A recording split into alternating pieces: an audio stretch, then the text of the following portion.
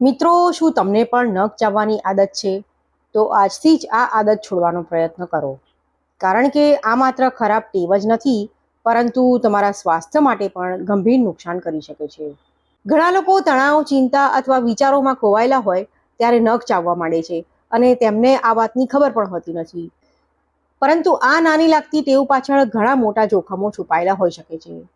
તો ચાલો આજના વિડીયોમાં આપણે જાણીએ કે નખ ચાવવાથી શું શું નુકસાન થઈ શકે છે.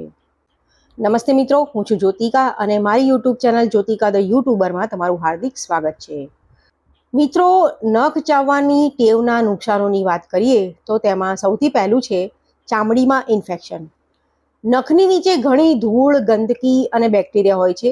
જ્યારે તમે નખ ચાવો છો ત્યારે આ બેક્ટેરિયા શરીરમાં પ્રવેશે છે, જેના કારણે આંગળીઓની આસપાસ સોજો, લાલાશ, દુખાવો અથવા પરુ પણ થઈ શકે છે. બીજું નુકસાન છે સાંધા પર અસર. કેટલાક બેક્ટેરિયા શરીરમાં જઈને ગંભીર ચેપ ફેલાવી શકે છે, જે સાંધાઓને અસર કરી શકે છે. ગંભીર સ્થિતિમાં ચાલવામાં, ફરવામાં પણ મુશ્કેલી પડી શકે છે. ત્યારબાદ ત્રીજા નુકસાન વિશે વાત કરીએ તો તે છે નખને કાયમી નુકસાન. વારંવાર નખ ચાવવાથી નખની અંદરના ટીશ્યુને નુકસાન થાય છે. પરિણામે નખનો આકાર બગડી શકે છે અથવા નવા નખ યોગ્ય રીતે ઉગવાનું પણ બંધ થઈ શકે છે. ચોથું નુકસાન, દાંતને નુકસાન. નખ ચાવવાથી આગળના દાંત પર સતત દબાણ પડે છે, જેના કારણે દાંતમાં તિરાડ પડી શકે છે. દાંત ઘસાઈ શકે છે અથવા નબળા પણ પડી શકે છે. પાંચમું નુકસાન, દાંત વાંકા ચૂકા થવા. ખાસ કરીને બાળકોમાં જો આ ટેવ લાંબા સમય સુધી રહે તો દાંતની ગોઠવણી બગડી શકે છે અને પછી બ્રેસીસ પહેરવાની જરૂર પણ પડી શકે છે. છઠ્ઠું નુકસાન, પેઢા દુખવા.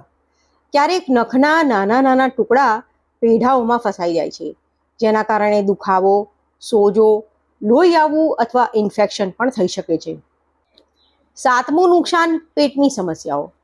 નખ પર રહેલા જીવાણુઓ મોઢા દ્વારા પેટમાં પહોંચી શકે છે, જેના કારણે પેટમાં ચેપ, દુખાવો, ઝાડા અથવા અન્ય પાચન સંબંધિત સમસ્યાઓ થઈ શકે છે. તો આ ટેવ કેવી રીતે છોડવી?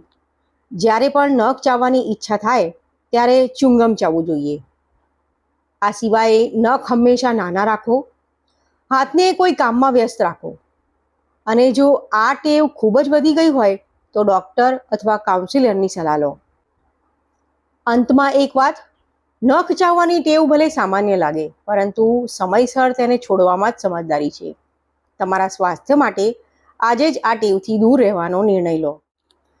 જો તમને આ માહિતી ઉપયોગી લાગી હોય તો વિડીયો લાઈક કરો, તમારા મિત્રો અને પરિવાર સાથે શેર કરો અને આવી જ આરોગ્ય સંબંધિત ઉપયોગી માહિતી મેળવવા માટે અમારી ચેનલને સબસ્ક્રાઇબ કરવાનું ભૂલશો નહીં. વિડીયો જોવા માટે ખૂબ ખૂબ આભાર. ફરીથી મળીશું, ત્યાં સુધી આવજો.